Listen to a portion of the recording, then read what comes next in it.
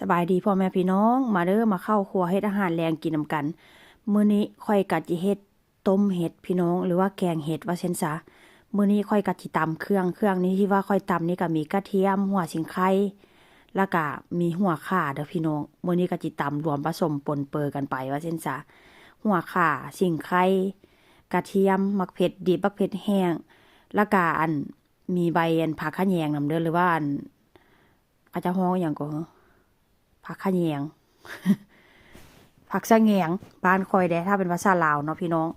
คอยก็จะเอาผักสะแงงหรือว่าหัวข่าหรือว่าตะไคร้นี่เอามาแต่บ้านคอยพุ่นล่ะเนาะเอามาแต่ลาวพุ่นแหล้วว่าเส้นซะได้2 ปีแล้วพี่น้องแล้วคอยนี่เป็นคนที่แบบว่าบ่ค่อยมักกินปานใดเด้พวกตะไคร้สังเกตค่อยเฮ็ดกับข้าวกับน้ำค่อยใส่ขิงส่วนหลายค่อยก็จะใส่ขิงแล้วก็ใส่อันนี้ยังก็หากว่าบ่มีหากผักสีเนาะหรือว่าหากหอมป้อมก็จะใส่ก้านใส่ใบมันว่าเช่นซะน้อยนักน้อยหนาที่ว่าจะเอามากินว่าเช่นซะถามว่ามีบ่ก็มีได้พี่น้องแต่ว่าก็บ่ค่อยกินว่าเช่นซะเนาะมื้อนี้ก็เลยคิดอยากแกงเห็ดว่าเช่นซะมื้อนี้ก็จะเอาเห็ดมาล้างมีเห็ดหูหนูหรือว่าเห็ดตัน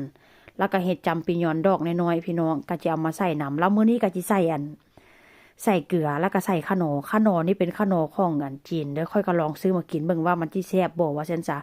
มันก็แซ่บแซ่บแบบนัวอยู่แต่ว่าก็บ่ถึงขั้นแบบนัวกลมกล่อมคือแบบของไทยว่าซั่นซะเนาะค่อยก็เลยลองซื้อมากินเบิ่งเพราะว่าหยังซื้อขนอของจีนมาแต่ว่าลืมซื้อแป้งนัวพี่น้องแป้งนัวค่อยกินหมดเมื่อวานนี้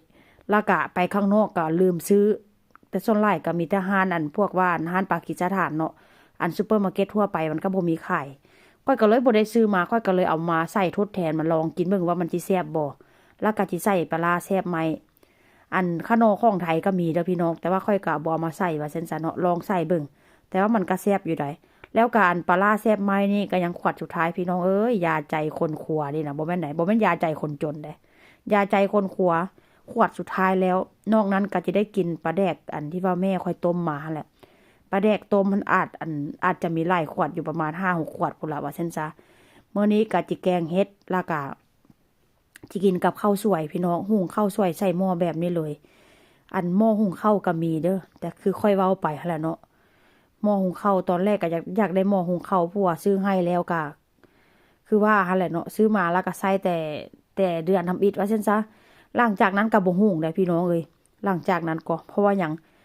มาหุงใส่หม้อแบบนี้เอาเพราะว่ามันดาดหม้อแล้วมันก็คือสิแซ่บเนาะคือกินแบบอยู่ท้องไร่ท้องนาหั่นนะมันดาดเข้าหม้อมันมันแบบมันดาดก้นหม้อหั่นนะว่าซั่นซะมันจังค่อยแซ่บพี่น้องมันแล้วก็เป็นออกเป็นสี